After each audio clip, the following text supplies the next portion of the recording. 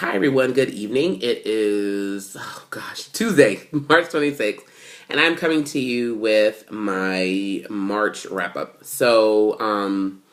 March was Women's History Month, and so I said I would only read books written by women authors. I did not get to read all the books that I highlighted in my March TBR. Specifically, I didn't read The Red Tent, and I also didn't read, I was going to read either Persuasion or The House of Mirth, but I didn't get to them because I just didn't have the time.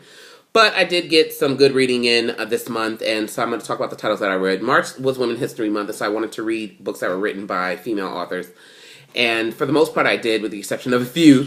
The first book that I read in March was The Book Thief by Marcus Zusak. And the reason why I read this one was because I am a part of a group on Goodreads of YouTube reviewers, and this was the book of the month that they picked, and so we read it and had to review it, and so I did an actual review on that book. I really enjoyed this book. It was very, very unique, and I liked it, but I'm not going to say a whole lot about that, because if you want to know what my thoughts about it, you can actually watch that video. I'll put a link to it down in the bottom. The next book that I read was this book, 3 Times Lucky by Sheila Turnage. This is a children's book. It is a Newbery Honor book, and that's what made me get it. I got it from my kids' book fair. And actually, the reason why I read this book is because when I went to Ojai, California, I meant to bring The Valley of Amazement by Amy Tan so I could start it, but I forgot it, and so I happened to have this one with me, and so I was like, oh, it's written by a woman, I'm going to read it, and, you know, it had the Newbery Honor on it, and so I wanted to read it. Plus, like I said, I'm starting a book club at my son's school next year, and so I've been wanting to read more children's books so that I can have books to read and that I've actually read them. So, see which ones are appropriate and whatnot. And so I picked this up and decided to read it, and I just love this cover. It's so cute. It was a cute book. It was okay. The thing I think that bothered me the most about the book is that the protagonist, or the main character, is this 11-year-old girl who they don't know where she came from. She kind of floated up the river literally on a, raft or something like that. I guess there was a flood, and her mom put her on the raft to save her, and so she doesn't know who her parents are, so she has these, mysterious origins. And she gets embroiled in this murder that happens in their small town, and so she kind of fashions herself as a detective, and she wants to try to find out clues and stuff. And so it was a cute book. I think kids would be entertained by it. But I think the thing that bothered me about the book is the 11-year-old girl in this book is really, really impertinent to adults. And I did not like that. Like, I was like, if this little 11-year-old girl was my daughter, I would be, like, popping her in the mouth. Because she just hadn't... It wasn't that she was disrespectful, but she was just a little too sassy for my taste. So I spent most of the book going, ooh, girl, no, you didn't. So, for that reason, it kind of lowered it in my estimation. But it was still a very cute book. I think kids would enjoy it. It was an easy read. It took me a couple of days to get through it. And so, I liked the book. I think the thing that I didn't like the book is you couldn't tell if she was black or white or something like that. And I think I would have liked to known that, even though it really doesn't make a big deal. But you just couldn't get a feel for, what nationality she was. So, I don't know if the author did that on purpose. Whatever.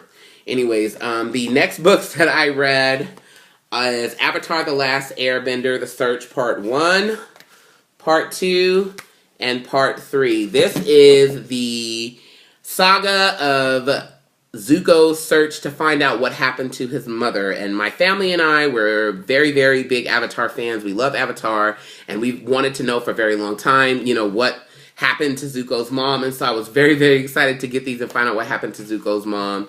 And I enjoyed the stories. It was my first time reading a graphic novel, and I found it remarkably easy. I thought that I would have a hard time with graphic novels just because sometimes when you look at them, it's kind of hard to know like where you're supposed to read next, because sometimes the frames can kind of be all over the place and stuff, or at least that's the way it appears to me. But it actually was surprisingly easy, and it made me kind of want to get into reading some more graphic novels, and so I did like reading those and finding out finally what happens to Zuko's mother. So now that itch has been scratched.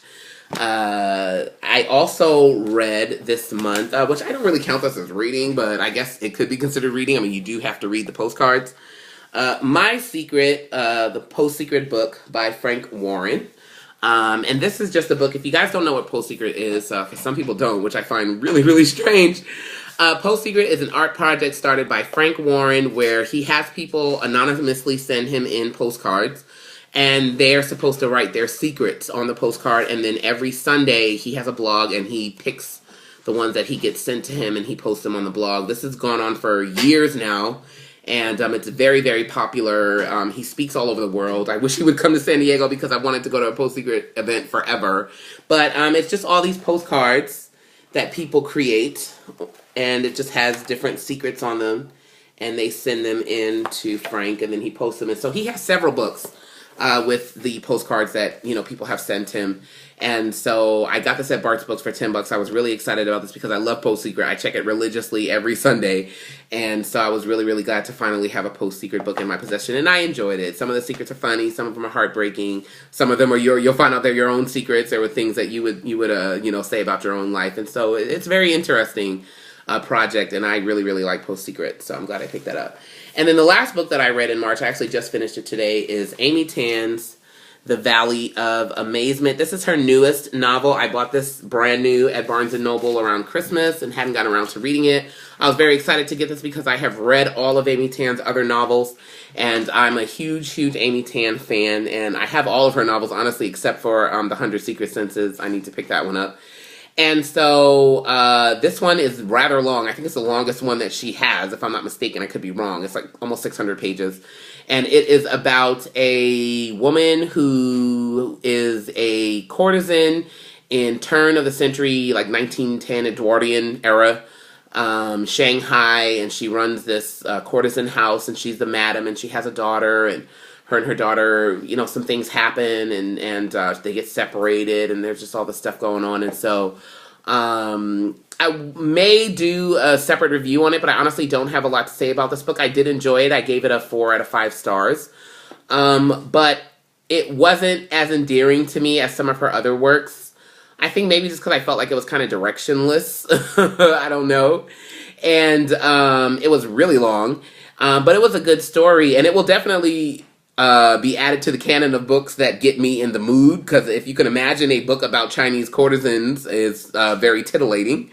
So it did have some very titillating scenes in it, some very erotic passages. And but it was just, I just don't think it will go down as one of her best works personally. So you just didn't really, I guess, really come to care a whole lot about the characters, or the main characters, I would say, as you do in some of her other books. And also, the book says that it's, you know, from the perspective of the mom and from the perspective of the daughter, but pretty much the entire bulk of the book is about the daughter's story. And then abruptly, maybe in the last like 30% of the book, we shift back to the mom, and we kind of find out what happens with the mom, and then it goes back to the daughter again. And so it was just kind of like, that was random. Like, you know what I mean? You kind of get into this rut where you just, okay, well, the whole book is just going to be about the daughter, and then all of a sudden they throw the mom in there, and it's like, oh, well, let me tell you her story real quick. And so to me, it was just kind of like, I thought it was supposed to go back and forth between the both of them. So that was a little weird for me. But it was a good read. It was entertaining, at least, and I enjoyed it. So overall, I would say that my March reading was good. Oh my gosh, I forgot one book because I don't have it. I also read I Know Why the Cage Birds Sing by Maya Angelou. I loved that book. I gave it a 4 out of 5 stars, and the only reason why I gave it a 4 out of 5 stars is because the ending is very abrupt. Like, it was jarring to me, the ending. I was just like turning pages like, is there more? Because it was just like, I'm just done talking and I ain't got nothing else to say, and then boom. And that's the way it was to me.